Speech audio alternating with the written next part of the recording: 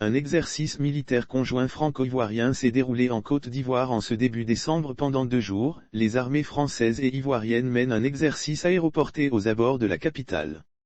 Hier, c'est une compagnie de parachutistes français qui y a été larguée après avoir été embarquée à bord d'un A400M quelques heures plus tôt en France.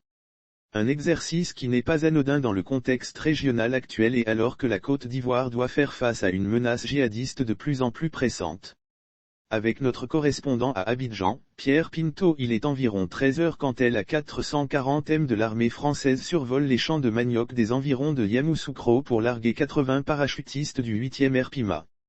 80 hommes qui ont embarqué à bord de l'appareil 6 heures plus tôt à Toulouse. L'exercice entend démontrer la capacité de l'armée française à projeter une force d'intervention vite et loin en cas de besoin. Explication du colonel Arnaud Metty, commandant des forces françaises en Côte d'Ivoire, l'A400M, lorsqu'il porte 32 tonnes, est capable de projeter à 6000 km sans ravitaillement en vol. Évidemment, cela prend tout son sens dans le cadre de la transformation de l'opération Barkhane aujourd'hui. Notre message, il s'adresse à nos ennemis mais il s'adresse aussi à nos compétiteurs. La France est capable de projeter un vol de force significative partout dans une distance de 6000 km sur très court préavis.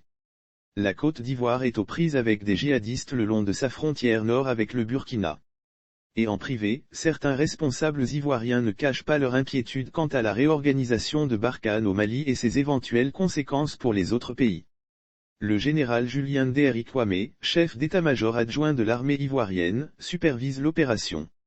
C'est toujours bien de travailler ensemble et de développer en commun les efforts tactiques pour pouvoir répondre ensemble en cas de situation réelle.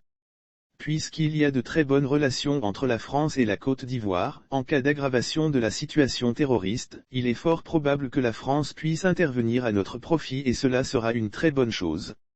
Ce jeudi l'exercice se poursuit par des opérations conjointes dans cette même zone de Yamoussoukro.